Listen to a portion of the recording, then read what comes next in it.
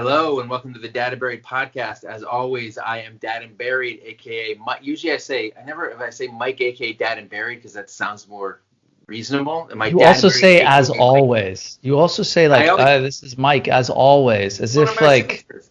Well, I'm the only one who's it's here. quite a signature. I'm the only It's a one tight who's here signature. every single episode. You haven't been on for like 3 weeks. So say that then. Be like, hey, I'm Mike. It's Mike, me again. I'm here. That's I'm what only always I'm the means. only consistent one.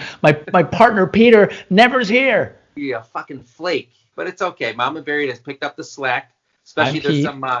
there's some Mom and Buried marriage stuff that you and I, as close as our relationship is, We are the so marriage close. dynamic is not quite the same as with me and Mom and Buried. But that's, No. ladies and gentlemen, that's Pete. The intimacy level, though, very close. Through the roof. Very, very close. I mean, So This is Pete, as always, the man with no social media presence. Congratulations, Pete.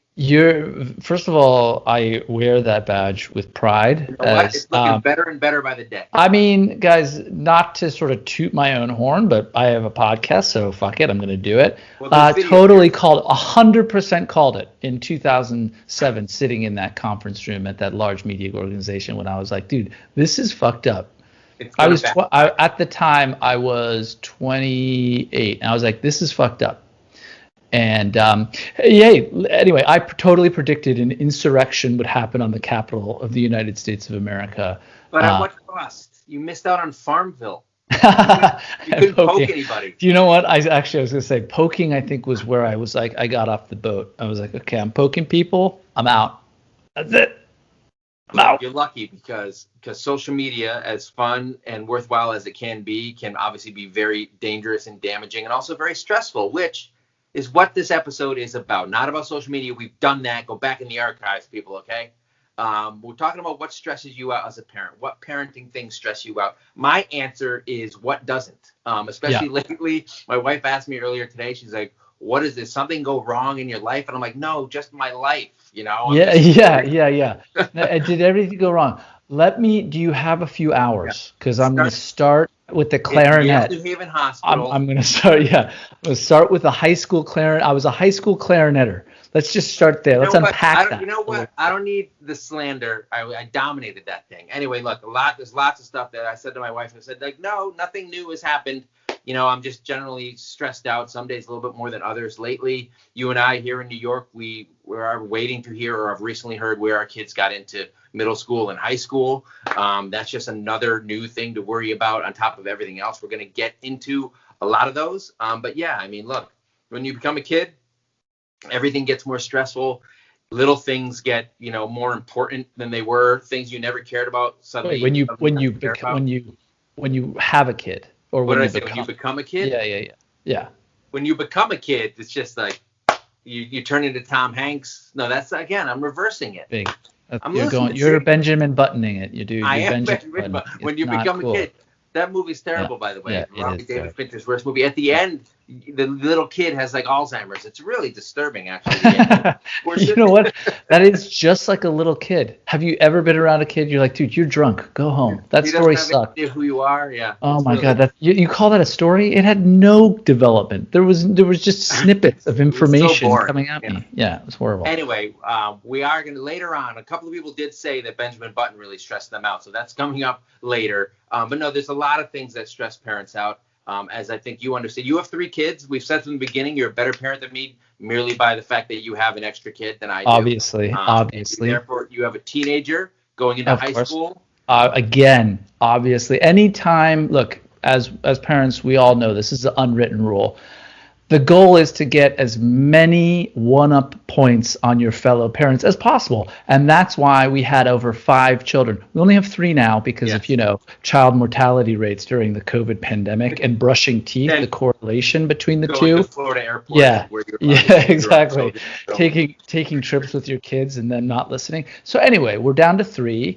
But it's, it all works out. It's all for the best. Well, you are winning the parenting competition, at least between the 2 of us. And that's another source of stress. You've got to prove that you're a better parent than all the other parents around, right? Yeah, so that's right. I gotta go the opposite way, and I prove that I care less than everyone else. And that's kind of a different thing. You gotta You got to show how little can you care? And I don't think anybody's really topping me on that one, which again adds to my stress because the less you care, the worse your kids turn out in a lot of ways. So you know what? It's great because I believe, Heather, your lovely wife, Mom and Buried, is always saying just that sort of glassy-eyed look.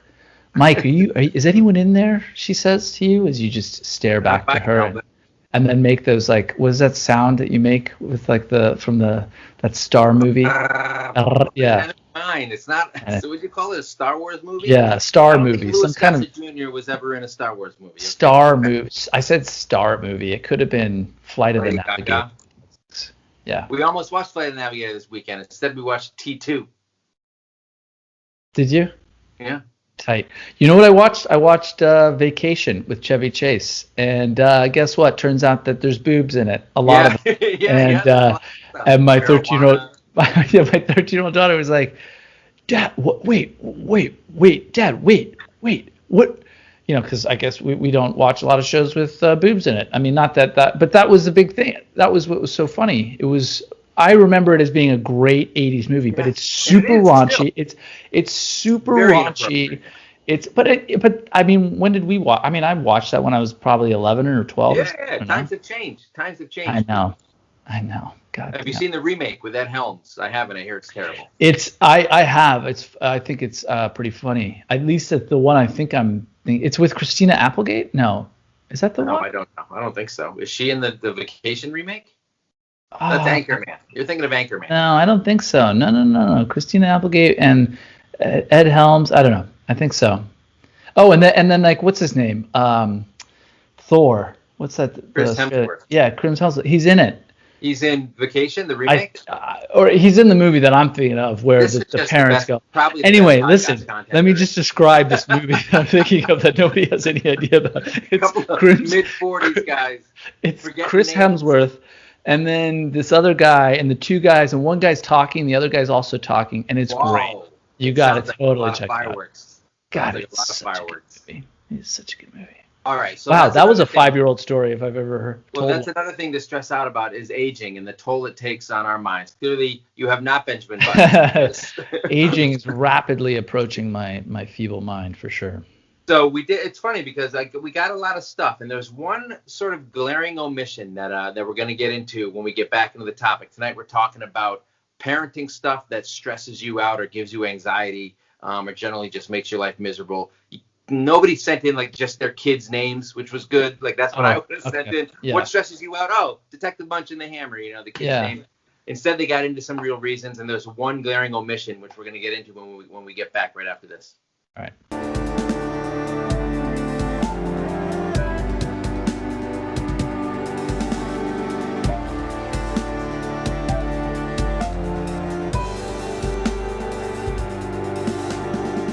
All right, everybody. Tonight on the Dad and Buried podcast with my co-host, Pete, we're going to be talking about the parenting stuff that stresses you out the most. Quick reminder that you can always watch this on YouTube if you want to comment individually. We'd love you to subscribe wherever you listen to podcasts and like us. Tell your friends about it. Patreon and Anchor. We want you to like us. We do want you to like us. I don't get a lot of validation from my children. I need it from strangers online. You don't even get validation from strangers online because you're not on social media. So. No. Well, you have to understand. I love no validation. Yeah. So that's You've gotten used to it. You've gotten used to it. Yeah, I also love being wrong. So that's why I have a wonderful family. You've gotten used to that too. Yep. All right. So before we get started, so we were talking about the parenting stuff that stresses us out. And what I thought was interesting. So now that Mom and Barry joins us from time to time, or joins me from time to time, I mentioned to you that I want to try to keep the episodes we're on a little bit more dad-centric, right? So the Mom and Buried stuff, she and I can kind of talk about our household and some of the dynamics of mom versus dad and some of that stuff that goes on. When you and I are on, we get back to the nuts and bolts, the roots of the podcast, where it's about a couple of dads chopping it up. And this episode I thought was interesting because I was sort of expecting. I have kind of so the party line is that dads don't really have anxiety the way that moms do. Moms will stay up all night with all their anxiety and stuff. And I wrote about this in my blog years ago about here's a bunch of shit that dads have anxiety about. And probably number one on that was finances and money. And not just in relation to our own lives, but in terms of having a family and being able to provide for your family and raise your kids and send them to college and send them to fucking camp, which is coming up. It'll bleed you dry. Right. All of this stuff. And that is legitimately on any given day, probably a top 3 like stress trigger for me. And not a lot of people mention it. And I don't know if it's mostly because women and I'm not trying to be sexist, but the reality is that I have 79% female listeners. Look, it comes naturally. You don't have to try. Yeah. No, I don't have to try. They flock to me. Right? Yeah. And obviously, like this day and age, moms, women can't have it all. They can have families and they can have jobs. They're breaking the glass ceiling left and right. Even though it's making a huge mess. It's making a mess. Yeah. Well, see, then they clean it up, which is amazing. They can do all of it. This is amazing. Yeah. But I thought maybe there would be a little bit more from moms who would be like, the finances bug them too. And I swear to God, there were like 3 comments. Sarah Sorio88 says she worries about not being able to provide for her kid and not being financially stable. Again, This is exactly one of the things that I think about. TK Diano said she worries, again, I assume it's a she, worries about being unemployed and trying to keep a life. I think this was actually a guy trying to keep life normal for the kid. I have been unemployed. Me and Mom and Barry have a fun game where neither of us, we never have jobs at the same time. Right. We go back and forth by accident. And it's really stressful when you don't have some of that income you're counting on. But I was sort of shocked that in this day and age, 2021, more women didn't say that they were concerned about finances. I don't know if it's because, our show is a little bit lighthearted and we like to shit on stuff and it's kind of a little bit of a too heavy thing, or what? What do you think it is, Pete? I don't know. Well, I can't speak, but I do think that that's definitely still a very strong driving factor for dads, right. I feel like, and I think obviously moms share in that for sure. But I think moms have slightly different, from my experience of colleagues that I've worked with, coming back, after having a kid, the anxiety, right. There's different, there's sort of your biology's in full play. So there's a lot of like emotions and all that kind of thing tied into, and guilt tied into leaving your kid and coming back. Whereas the dad is like, at least, from my perspective, and like you're saying, you're just like, dude, should I be sending my kids to public school? Should we move? Should I go to a school, like a place with like great,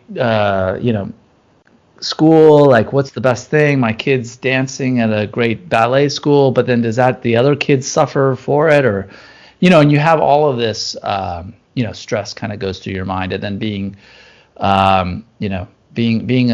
specifically because I'm the sole provider, which is ridiculous. It's the stupidest thing in the world. Our concept of how we do work in 2021 is just totally messed. Why?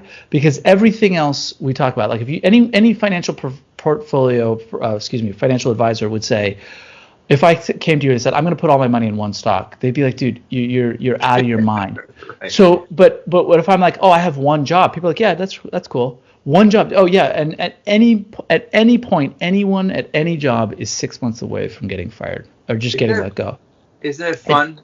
It doesn't matter if you're the CEO. It doesn't matter whatever. You are at any given point, you are 6 months away from not having a job. It doesn't matter if you've had the best year of your life or the best quarter, best sales per whatever. You are 6 months away from losing your job. I've seen it happen so many times. And my company had layoffs last year, and I survived. And I said to my boss, or when I was having a conversation with my boss, and she's like, the good news is if you survive that, you're good for at least another year. I'm like, oh, cool. A year? Nice. Yeah. Well, but this is it, right? Like our parents, this is probably its own topic, but my dad was going and he was working at companies for like 15, 20 years.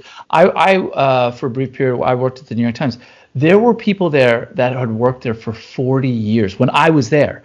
And I was like, 40 years? Like, I just couldn't even, like if you're at a place for 4 years, people are like, okay, old timer. Literally, people are like, why are you still here? I have a friend who graduated college, got a job that summer, and has been there ever since. So Yeah. 23 years, That's and it's like unheard of. It's a total anomaly. And not only that, but of course the point is that, company, and it's not just like you have a shitty boss. It's not that, it's anything can happen. Your company can be bought. Your company can be sold. Whatever the point is, or someone new comes in or makes it unpleasant or whatever. And the next thing you know, you're gone. And so to have a single income is absolutely, it's absolutely insane. So that was a very deep and detailed answer about like the difference Okay. in stress and Yeah. anxiety between men and women. I was just gonna say I think it's because men are from Mars and women are from Oh, Venus. yeah. That's what I thought the problem Yeah, was. you were gonna be like, hey, pull my finger and let some gas out, and then be like, I dad's actually forever. did that to one of my kids recently, and I was not proud of it. Not proud of Really? it. I try to stay away from like the really stereotypical dad joke stuff as best I Yeah. can. Okay. All right, so obviously finance is a huge topic, at least to me and to you, and Yeah. presumably to men, or at least the people that are the ones basically being the providers. And in a lot of cases, it is a little bit more of a 50-50 split. But it turns out most of the listeners of our podcast are stuck in the 50s. So most of these women aren't too concerned about that. Another big concern, especially this day and age, is health. Obviously, I almost put in the question, because on Instagram, I post a topic and say, hey, this is what I'm looking for. I almost put like, let's stay away from like the hardcore obvious stuff, like, death and dying. If you're bringing me down, I'm trying to keep it light. I'm not trying to do that. But obviously, a bunch of people did say, they get stressed out. But I thought Christy Lynn 13 had an interesting point. She said she stresses when her kids get sick because she's worried that she caused it. She's like, even if it's a toothache, she's like, did I do it? Is it my fault that I neglect them? And I think that it speaks to the guilt that a lot of moms have. I think dads have some of that too sometimes. Not so much like, did I cause it, but like, is anyone going to find out?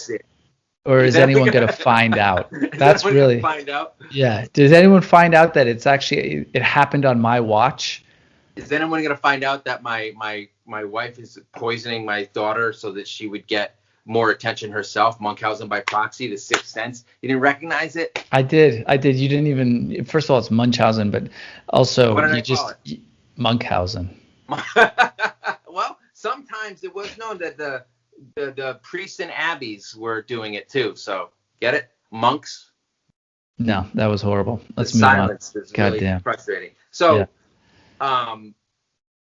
so you and I both have kids. You have a kid who has seizures sometimes, and I have a kid who has ADHD. Obviously, not the same thing, but it does put you in a position where you're the one who knows kind of what your child needs, whether it's health related or mental health related or something like that, and you have to advocate for your kid. Not just dad, not _just_ dad says that he's constantly stressed out about having to advocate constantly for his deaf kid, because that's something that not withstand. There's not always going to be a lot of service. You got to make sure, like, is my kid being accounted for service wise at school and all this kind of shit, and that can be pretty isolating. M. Chechia said unvaccinated kids. So that was something that came up. Obviously, it's 2021.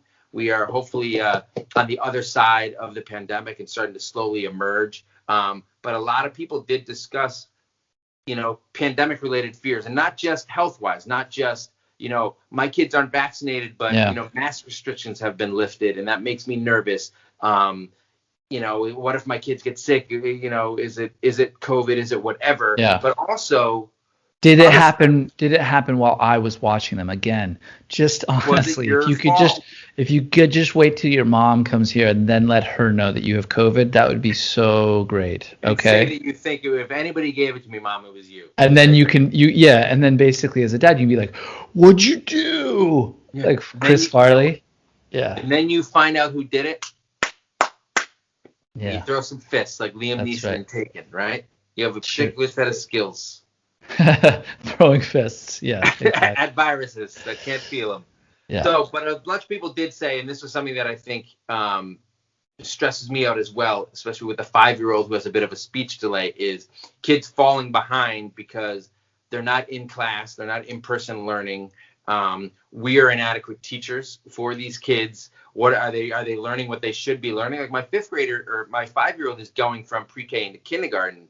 And his pre-K year is essentially a wash, right? Like hardly any socialization. Yeah. My wife and I aren't equipped to keep a kid occupied for an hour, let alone teach him for a day, all that kind of stuff. So a lot of people said, so Britlin J said she's trying to make sure her 5-year-old is doing well in school. That stresses her out because she's a horrible teacher. Christina Clayton says she's stressed out about how behind her kids are because they're not being taught in class. We've talked about this before. Yeah. It's a very different thing when you're at home and your mom is running art class and all that kind of stuff. And I think it does have parents stressed out. Yeah, and I think there's another one coming in here, but I really do think that there's a pretty big toll, I mean, especially with the older kid. Well, I don't know, we'll see. I think there's going to be a toll with the other half of this pandemic that hasn't really been fully documented yet will be the mental state. That's been years. That's been really hard. I mean, look, it's just been really hard to deal with for everybody. You know what I mean? You're at home, you're dealing with everybody all the time. It's, what's the saying? Absence makes the heart grow fonder. Well, if that's true, then holy shit, dude, the opposite has to also be true, which is if you're stuck in a fucking place with somebody, I don't want to ever look at you. I mean, literally, my 6-year-old was sitting next to me. His arm was touching my arm, and I was like, so I moved my arm a little bit in, and then I realized that he's like just trying to be next to me. I go, listen, I need you to not touch me right now. I don't need anyone touching me. Okay, can you back off, please? Okay, that's it. I just want to watch this movie quietly and not have anyone touch my skin. Fault, you understand? I don't need anyone touching my skin when I'm watching a movie. Well, it depends on the movie, doesn't it? No, it doesn't. I don't care. Anyone I don't want anyone touching anything. That's how fucked up I am now. I'm just totally.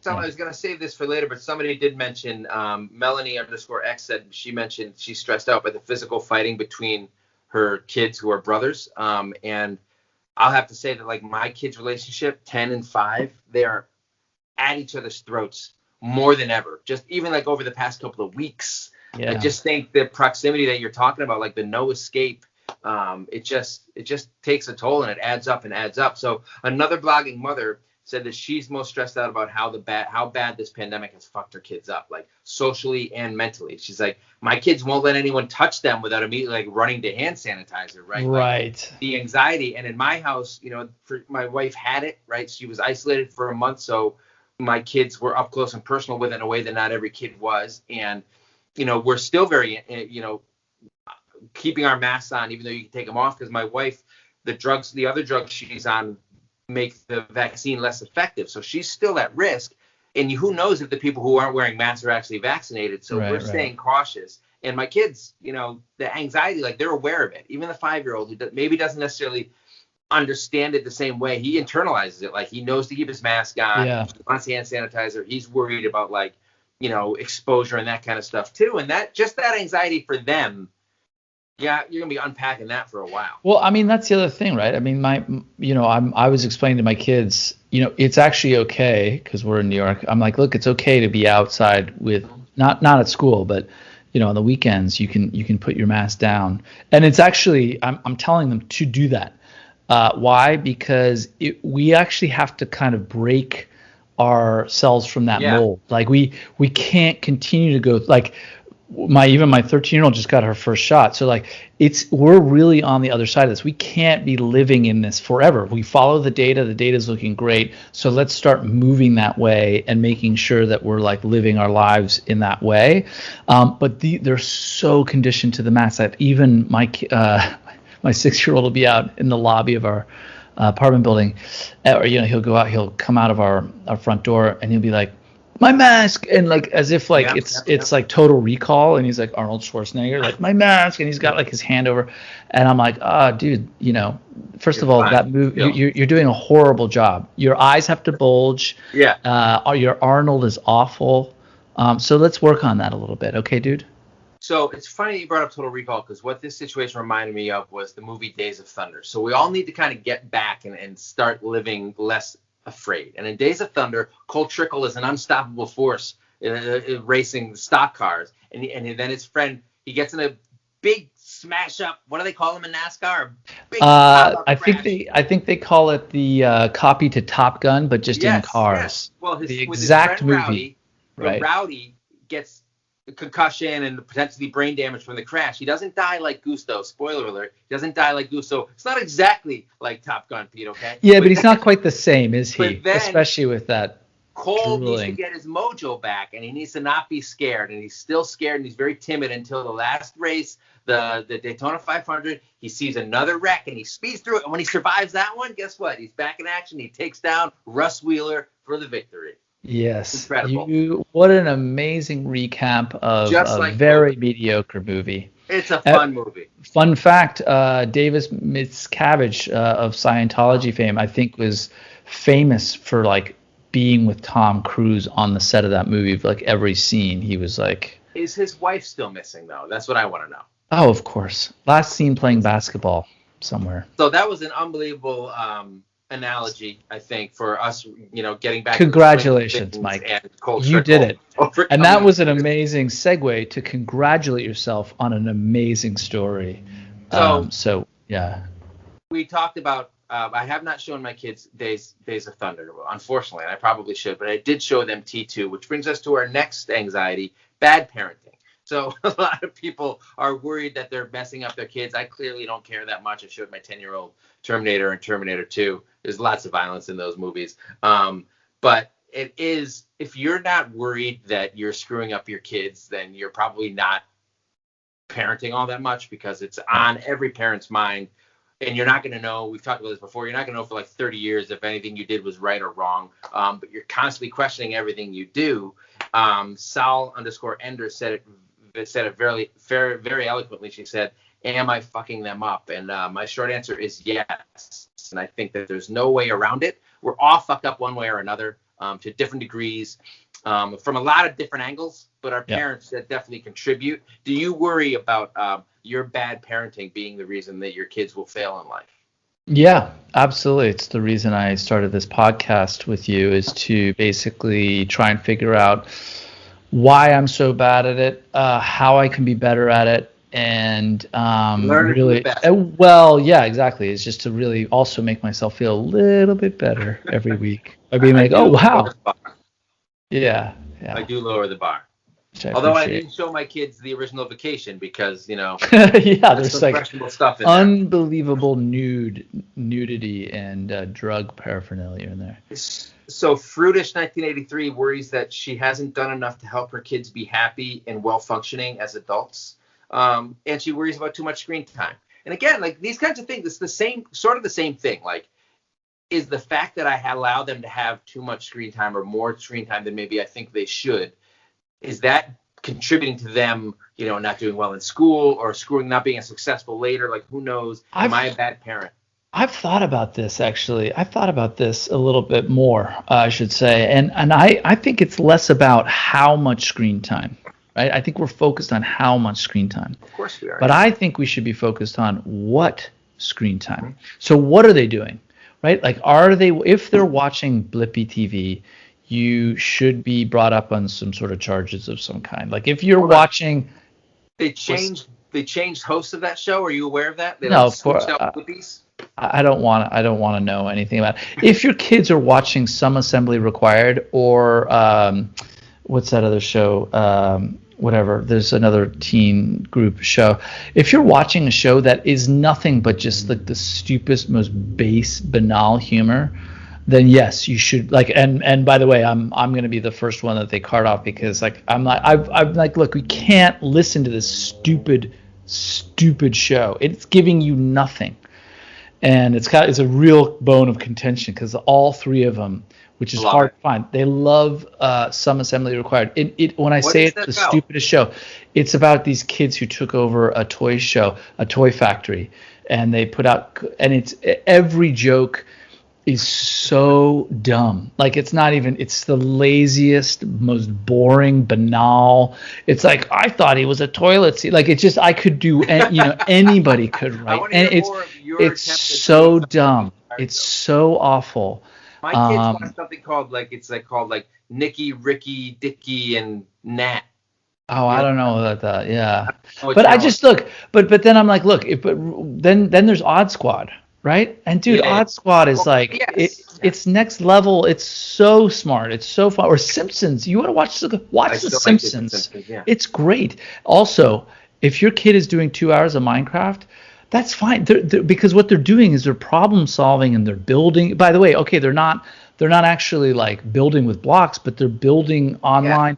And quite frankly, and I'm gonna just put this out there, our kids are gonna need to know how to program, like they're gonna need to know how to For speak sure. Spanish or English. Like that's gonna be just a language. They're gonna need to know it, like how to communicate with people. So I'm okay with like a fair amount of like but it's a what are they working on. Minecraft is 100% like guaranteed the best. If they're into Minecraft, that's great. Not all Roblox, screen not time so is much. created equal, right? Exactly. So that's what I think. Like maybe just like let's reframe the conversation from too much screen time to like what kind of screen time are you doing? Because at the end of the day, look, our kids are going to have to know technology. They're going to have to be super fluent in it. And it got me thinking. I was watching this YouTube of this family that's like lives kind of off grid, and their kids are like on dirt bikes, and it's awesome, and it looks amazing. They And live it off grid, but got they have a YouTube channel. Cool. yeah, dude, come on, everyone does. Give me a break here. And they're like in a van. No, they're not. But like the point is that those kids are like they're out in the wild and they're doing all this amazing stuff, and they're probably never or rarely on screens. But I almost had a thought like I wonder if that's going to impact them. Like, but not like imagine just not being on screens and being 13 or 14 They or won't whatever. be able to survive. If there isn't I don't some know. kind of like if there isn't some kind of conflict that sends us back to the Stone Age, like in the Thunderdome, Mad Max, Yeah. then they're going to be screwed because they're not going to have any of the skills. They won't be able to survive. That's one of the things Cassie Rouse is worried about: raising humans who can survive without me. Um, Sometimes I worry about that for sure. Like my 10-year-old, like will ask me to like butter his toast because he's like, it takes me too long. I'm like, what? It takes you too long to butter? Oh my God. Well, no, but that's us. Like Yes, I my know. wife and my 13-year-old's like, can you make me ramen? And I'm Yeah. like, what? No. Dude, it's water in a bowl in the Yeah. microwave. She's like, yeah, but if it's so hot, and my mom says it might scald me, or like you said don't go to use the toaster oven. And I'm like, what? We fucked this up. Yes. Use a sharp knife. Bad parenting. See, this is the thing, though. I think this comes with the more involved we are, and like supposedly more enlightened as parents, Exactly. and like older generations, I think backfires because you're like yes. you're over your kid's shoulder showing how to do Yes. stuff, and then they can't do anything independently. So that's again, Exactly. you think that at a certain point, especially when they're young, you think you're like being a better parent than like Exactly. they're rolling around the backseat of a station wagon, but in reality, you're robbing them of some. No, really. You just Cool. honestly you need to just you as the parent sometimes you just need to fuck off. Like just let them alone. And then this is a big one. As long as they're not making noise. If they're making noise, just destroy Shut them, right? that Just shit shut it down. all down. Shut that down. But if they're like doing their thing, I don't know. Like I'm like I don't know. Well, look, so I have no we're idea. talking about, trying to equip our kids with skills they need to survive and be independent and knowledge they need to live successful lives and as well-adjusted adults, right?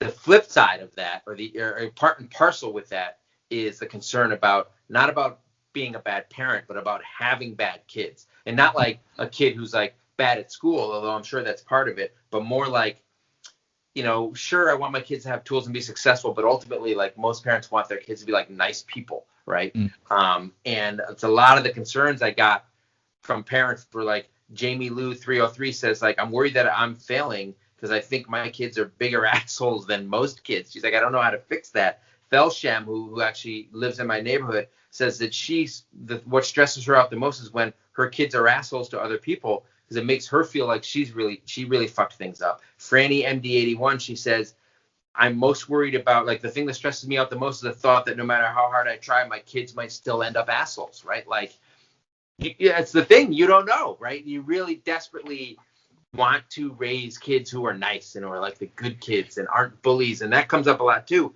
Parents worried about their kids being bullied, but also their kids being exactly. And look, I think that there is you can't it's hard. You're going to have your kid, if your kid is popular, that means that there's some social hierarchy, that's just how it's going to be. That's just how it's going to be. There's some social hierarchy there. And the key is like, well, in my mind, at least, is, as I always tell my daughter, I'm like, look, just keep it within those who can, like, if you're going to, by the way, making fun of people is a huge part of like becoming friends, and you're like, shut up, dude, and you're ribbing each other, and like you're making, and being able to exactly talk shit, be able to like have the piss taken out of you, take the piss out of other people. It brings you down a couple notches. You're able to kind of mix it up with people. But the key is as long as you're doing it with folk in a way that's clever, it's the number one thing. I'm like, look, just be like, you're doing it in that's funny, right? And yeah, exactly. And also just don't do it where it's an easy target, and you can't make fun of someone if they have a physical thing, or obviously you just punch up. Always punch up. Yeah, and if that doesn't work, just punch down a little bit and then punch to the side, and go for the neck as well. It's a weak spot. Being self-deprecating and like making fun of yourself, being able to laugh at yourself is huge. Exactly. For a variety of different reasons. Yeah. It keeps you humble. It lets people know you can take a joke. That's really important, right? So I do think, one of my concerns is like a lot of times you're just kind of like, I don't care what my kid's into as long as he's like not into being a bully or like being a dick to other kids. Like having a compassionate, kind kid or not having one is, I think, a real source for concern. But you mentioned like the social hierarchy at schools. Yeah. That's something as our kids get older, my kid's going into middle school, your kid's going into high school. There's no avoiding that. No, right? It's going to happen. And look, it's tough. I mean, like the thing is to have your kid have friends is so important, right? And then to not have friends is so. What was that like for you? Well, for me, it was so easy because nobody wanted to talk to me. Not anybody. Mainly because I was punching every which way. Yeah. And they were like, wow, this guy's such a dick. This guy's such a dick. Yeah. Swinging your arms all over the place. No one could get close to you. Yeah. But I did see, my son who's 6 is, he's at the park. He's quite physical, but that's because he's like in like a Lenny kind of way. Like I love you and I hold you, and it's like just too tight. He's got to burn off with multiple breakfasts too. Right? Yeah, he's got to burn. He's a big lad, and he enjoys multiple breakfasts. Look at this. He's a big unit. What do they call him? He's a unit. Yeah, he's definitely a unit. Yeah, and so, but I've seen him in situations where someone's like being a real dick, like just being a dick, and it like takes him a second. He's like, yeah, whatever. I like. I like that he can kind of think through the situation and decide what makes sense, which is either to be like get lost or whatever, and or just if he needs to wreck some shit. Or he can just the beefy boy. He hasn't done that though, but yeah. Well, so a lot of people did mention social problems. So Francis_RG mentioned hypocrite friendships, which is, I think, something like that is difficult, right? So it's one thing if your kid's getting bullied, right? So that's something to worry about. And like Bailey C0921 mentioned peer interactions, which again, like watching your kids learn how to be social is sometimes you need to really sit back and be like, they need to learn how to interact. They need to learn how to deal with kids. So Francis_RG mentioned hypocrite friendships. So like if you realize there's like a friend who's taking advantage of you or doing whatever, like maybe depending on the like severity of it, the parent can be like, hey, this is what's happening. We don't like the way this interaction is really imbalanced, but you're hoping that maybe the kid notices themselves and it's like, I'm not getting anything out of this. It's not being reciprocated. This is weird for me. Like kids need to learn all of that stuff. And I think watching like whether like awkward social interactions or social interactions where your kid gets the short end of the stick for whatever reason or gets victimized, whether he's bullied or there's some other drama, like I think that's going to be fucking excruciating. It already is when your kids are little. Yeah. But like in high school where you really can't really do much, they probably don't really want to hear from you that much. It's not going to be easy to be on the sidelines for that kind of thing. So well, I mean, if you think about it now, right? I mean, there's nothing worse than like finding out, right, that there was a party that weekend that obviously you didn't go to or something like that. I mean, just that's getting excluded. That's what I've heard. No, But the point is like now with social media, it's so much more important. And to kind of go back to screen time for a second, just a little bit, like, look, these are tools, right? And your kids have to know how to navigate them. And there, I don't know what age it is, but there is a right age to kind of have your kids kind of start social media and to understand both the positive and the negative. You don't want them posting shit like that they shouldn't be posting of them, like taking pictures, like endless selfies. It's just never a good idea, right? Yeah. Like, so, but then also because once you get to high school, man, it's all about starting a gram, having a fit, like tagging yourself and like really quick, 1 second. So Bex Turner, 1988, says she's worried that her kid's going to be bullied like she was at school. And I'm assuming she was born in 1988. And my first thought was, it's not going to be anything like how you were bullied at school because it's going to be social media based, right? Like, exactly. You're going to get bullied online because you didn't start or maybe you didn't start an Instagram, or your Instagram sucks, or your selfies suck, or there's comments, anonymous comments, people bullying you through that kind of stuff. It's a whole other ballgame. Well, also, but by the way, it's not bullying the way we know it is. What it is this. And I've seen this. It's people calling other people out. Yeah. For doing one thing or another, and you're like, yo, that's like not even a thing. Like whatever that person did is like, and I'm the only thing I'll say is like I never really was talked to my parents about stuff almost ever. I don't think I ever mentioned anything that happened at school. Like if I did, I was always like, yep, everything's good, great, everything's fine, whatever. But I love that my daughter's like, will fill me in, and I reciprocate by being like, yeah, that person sounds like a real dick. You love the drama though. You love it's like no, but I like being, at the very least, I like that she feels like she can kind of talk to me about whatever, and I feel so rather than being like, oh, don't worry about it. I'm like, oh, I kind of get in the mud. I'm like, no, that sounds like I make some calls. I'm like that's a person, or in that situation, you were being the dick. Like it sounds like, right? Like, and I'll offer like the asshole. And she'll be like, no, that's not true. And then, and I'm like, well, this is why I'm saying that, because of X, Y, and Z. But the point is that as opposed to bullying. So bullying is like Chet with the sweater, and like the rich kid versus the poor kid. Yeah, exactly. I mean, that's the like the jock versus the non-jocks. Nowadays it's like, like it's coming at it all sides. It's like different, right? Whoa, I don't know if what was that? Someone outside's having a good time. Nice, good for them. Yeah. You know what? New York is back, baby. New York's back, baby. It must be springtime. Yeah. But yes, the social media bullying is an entirely different thing, and it's a new thing to be concerned about. Obviously, it's one of the reasons you want to wait and teach your kid, hopefully they understand social media before they get on it. It's not only the bullying that can, and like that kind of bullying through social media can have an effect, but also just like putting up like selfies and like not getting as many like likes as you anticipated can be bad for your like self-esteem as a kid, right, or whatever, right? So it's another big concern parents have about their kids is their anxiety and mental health. Boyerstein says, I'm really worried about my kid's anxiety and how he acts out at school as a result. Emma Davies, 13, says she's worried her kids will grow up to be like her and have her anxiety/depression and low self-worth. I think that the rise of social media has really upped kids' anxiety and low self-esteem and depression and that kind of stuff, just because they're tethered to their phones, and shit can be pretty negative on there, whether it's bullying or otherwise, always comparing themselves to other people. Like they look at my Instagram, they're like, I'll never be as fun as Dad and Barry. What am I doing with my life? They look at it and they're like, oh my God, I feel so much better about myself. Thank you. This guy's in his 40s making memes. What the fuck? That's great.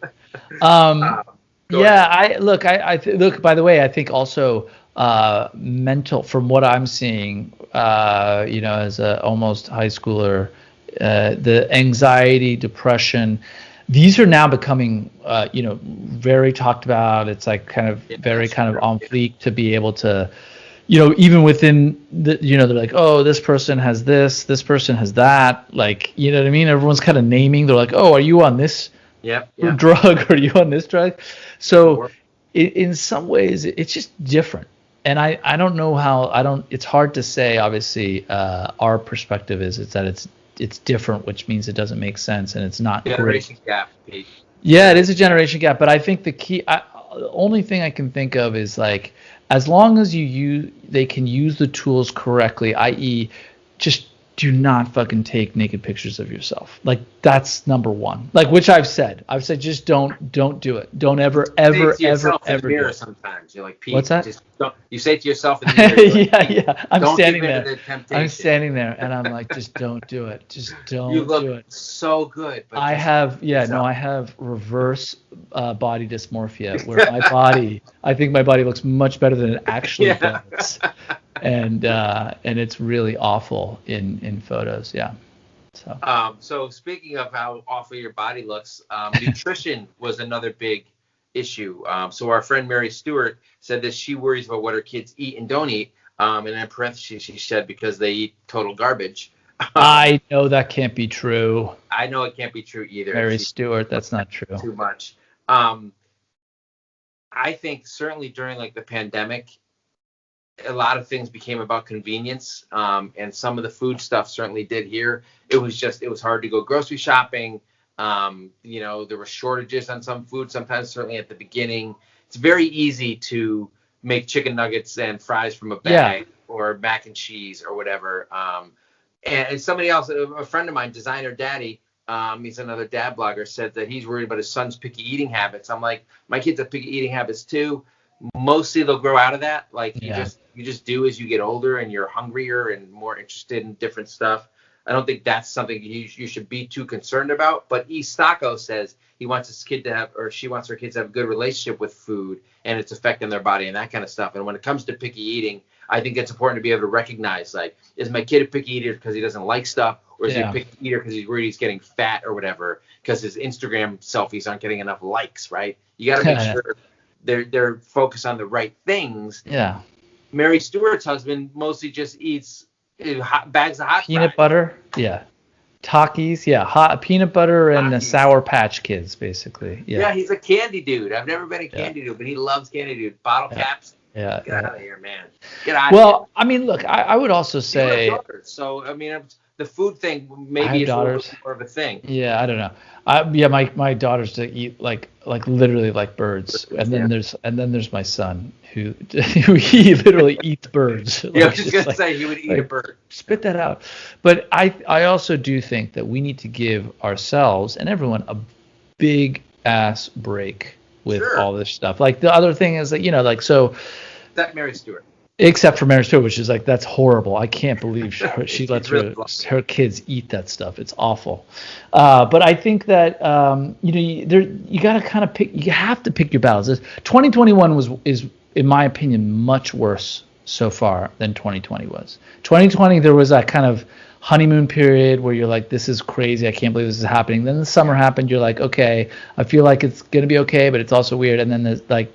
We know the vaccine's coming, but it's still everyone's being a total dick about it. But now we've had to kind of live that next. It's the longest yard, that we've gone through. So all this little stuff, I think we just got to be. I think we just got to like let it go and just focus on the things that are the most important. Like I personally think the mental health stuff it's enormous. Is the key, because really like the food, that stuff will come, you know what I mean? Like you can, you just try a bunch of different foods. I don't know, whatever. You know what? Try an Impossible Burger. Just give it a try. I've had one. Is it good? It's good. Yeah, I will never eat that shit. It's okay. It's weird. I'm like, why is it red? Why is it running red? They try to make this experience similar. It doesn't taste. It doesn't. I mean, it's just very different. It's not horrible. It's actually pretty. It's just a very different. It's different. Yeah. Taste. Yeah. It's weird that they keep trying to fit it into like the meat hole to make it seem like meat when it's not. Well, I don't. Fitting it in the meat hole did not come out the way. Yeah. Yeah, exactly. That's a weird sentence. Yeah, it is, but not for the internet. The internet loves that sentence. So. Meat holes. Yeah, exactly. Speaking of meat holes, crazy cat lady Katie is concerned about potty training. And my big thing, you like that? I refer to that as a meat hole. My thing about potty training is it sucks. It's inconvenient. It's not a fun period of time. But the odds of your kid being like 18 and still being in diapers is really quite slim. So don't stress out about it too much. Yeah. It sucks for when it's happening, but this too shall pass. Or if he is in diapers, it's obviously been an awesome party. So just give him a break, man. Or you know what? Maybe he's got a hell of a YouTube channel and he's raking. There you go. Diaper action. You know what that's about. So one of the big concerns, I think my wife is very tuned into this. She gets very stressed out and nervous about, not only nervous, they're like anxious and sad, but also nervous about kids growing up. And not only the world they're going to face, but just like for her personally, like not having the little cute guy who wants to snuggle anymore and that kind of thing. But a bunch of people did mention kind of milestones. Call me Becca C said the potty training and moving her kid from crib to bed. Again, like these are things to have. Wait, these are stressful things? Okay. Well, these are like, this is kind of like a small thing. Like every parent has to do this and go through it. Yeah. And you're going to be fine, right? Kelbrett 636, like finding the right junior high for her kid, and he doesn't even go to junior high for 2 years. We were just going through that. I won't lie, Mom and Barry did most of the heavy lifting and like the school selection, but like waiting to hear if your kid got into where he wanted to go, if his friends are going to be in there at all, which is tricky when there's so many options in New York City. So that certainly gave me anxiety.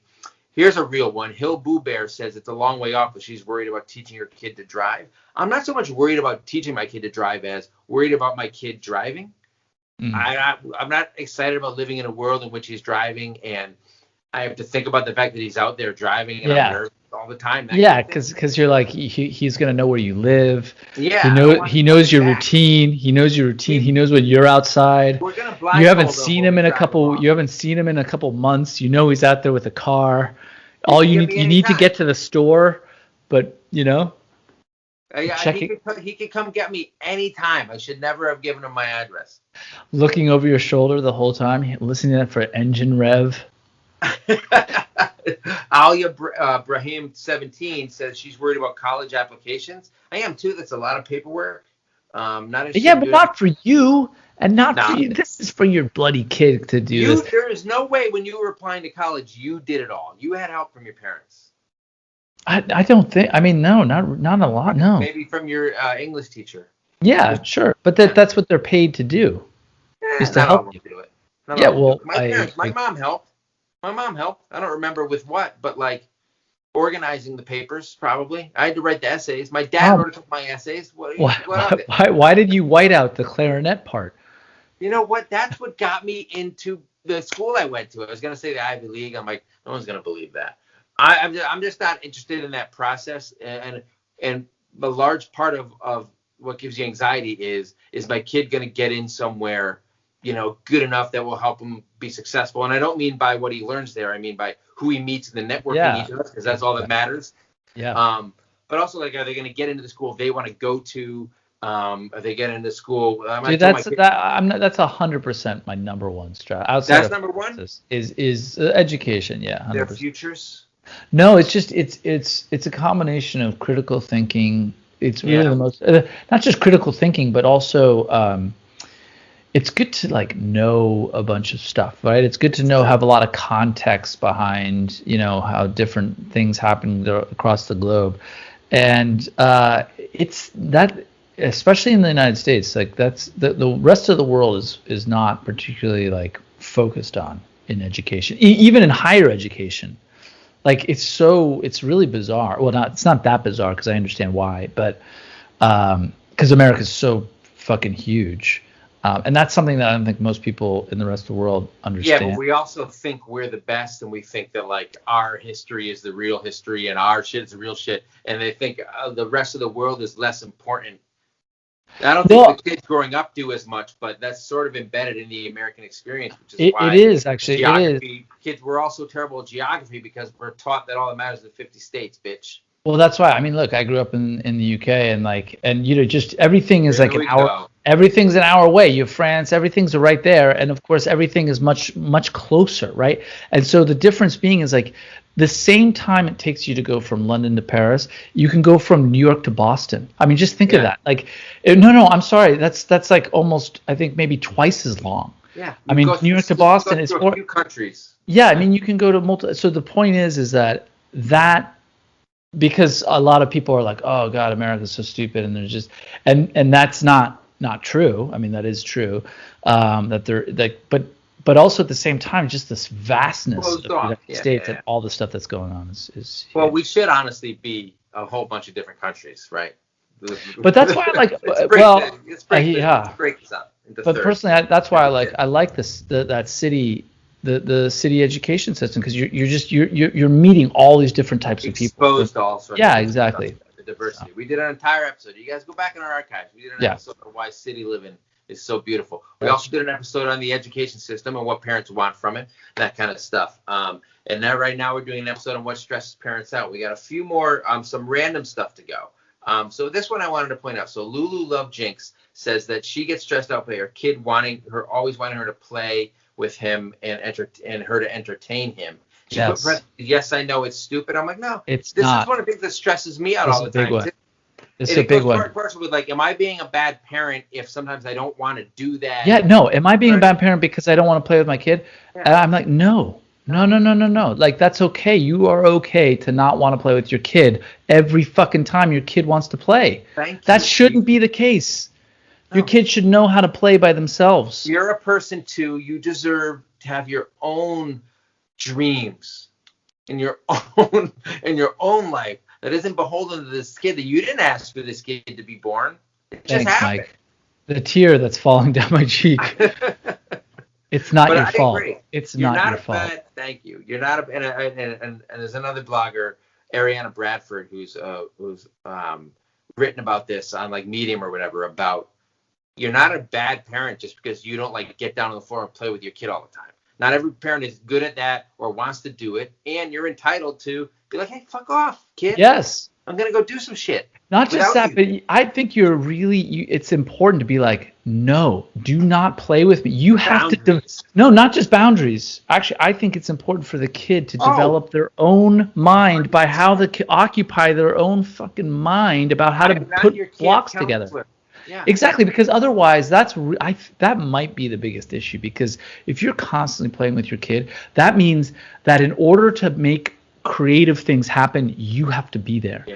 And that is going to make for a kid that can't think, creatively themselves. He needs to create his own sparks. Or she, because girls can be stupid too. Let's be real though. Really dumb.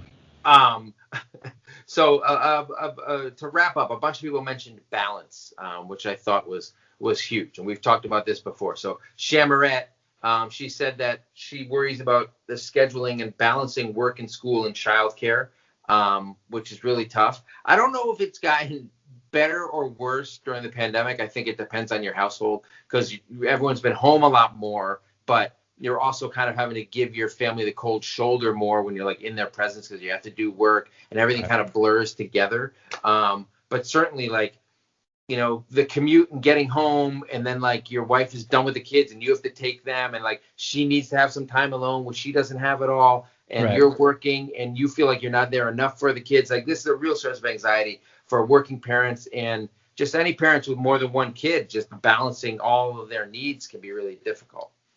And you're with your own, especially. Yeah, I mean, I would say 100. I would say that goes to both parents. Just you want to be now it's going from like the mom, the dad. It's just a parent, because the moms and the dads are doing equal amounts of work at this point. Like I know, in that context of you're both working, you're both having to run home and like coordinate the babysitter or whatever it is. I know a good friend of mine. He does the majority. They both work. He has his own business. It's very successful. He does 90% of all the child care organizing, right?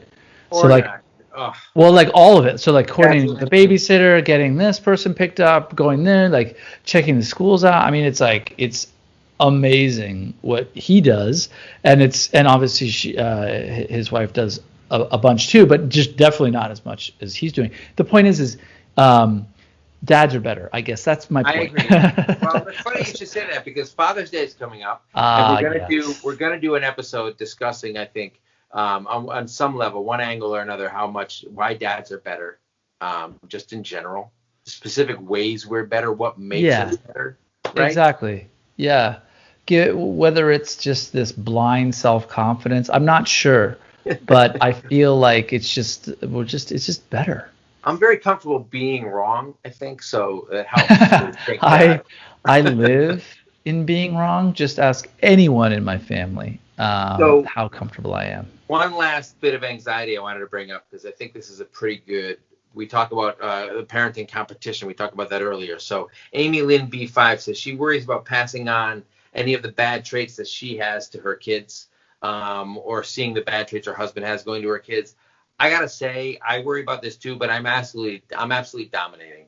My 10-year-old is like all of my bullshit, like in one person. And the best part about it is I'm just looking at it. I'm like, I am just an unbearable person. I've created my self-image.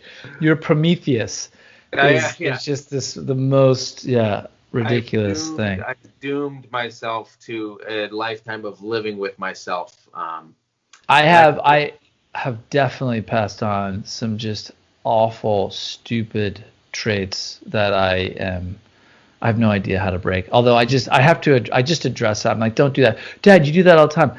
And I'm like, look, I know, but I'm just asking you not to do that. Somebody said, so what you said was like, you don't know you have to like parent out your bad characteristics and your bad trait from your kid. So like sometimes my kid will literally say, when I'll scold him for something and I'm being a huge hypocrite, he'll be like, you do that too. And either I'll be like, well, I'm the parent, like I'm a little loud, we're not the same. Or I'll be like, yeah, I've literally said this. I'm like, you're supposed to be better than me. Like that's a good one. That's actually a great way to go. I'm not right when I do that, right? Like I want you to be better than me. And instead, like I'm seeing him do the stuff that I do. And like, it's not easy, like to parent your bad traits out of your kid.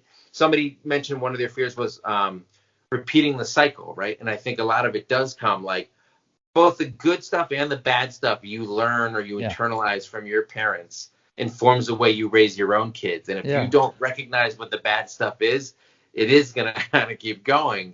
And even if you do recognize the bad stuff, it's not easy. If you're the person who created it or they're emulating you, you've got to like fix yourself first to be able to fix them. And I'm not going to. Oh my God, no one wants to do that. But Mike, what I really liked about what you just said is like, if you can just own a self-burn, then there you go. That's 90% of parenting. But Dad, you do it all the time. I know, and I'm awful. Yes. Self-burn. And then just be like, and then immediately open your arms and be like, do you want to come in and get some of this burn? And they're like, no, I don't want nothing to do with you. And you're like, great, then don't do that. Turn it on them. Flip it on them.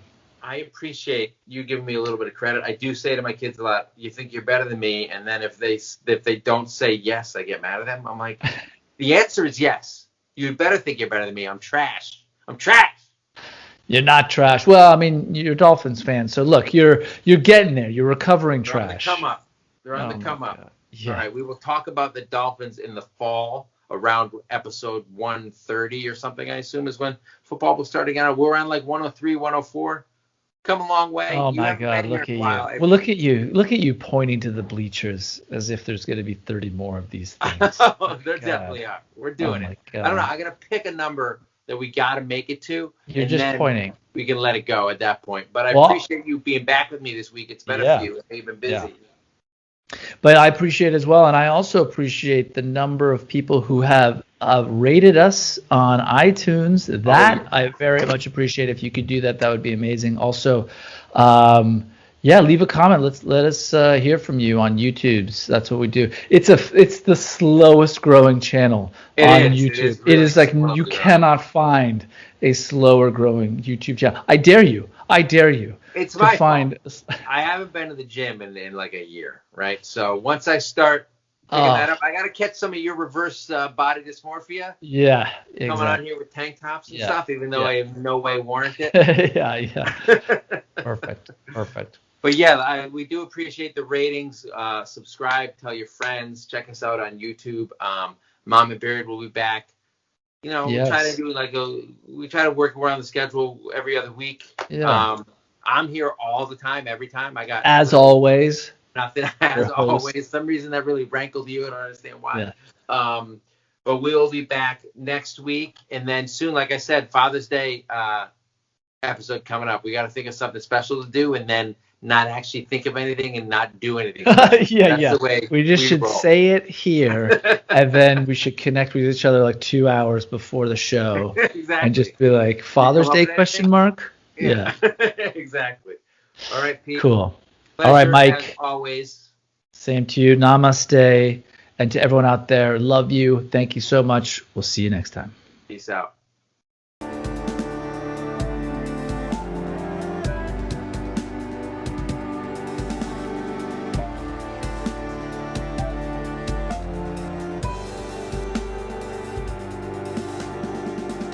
I don't know why you would still be watching This Isn't a Marvel Movie, no matter how much I look like Paul Rudd, which you can deny it all you want. It's there in the eyes, I think. I'm young looking like him.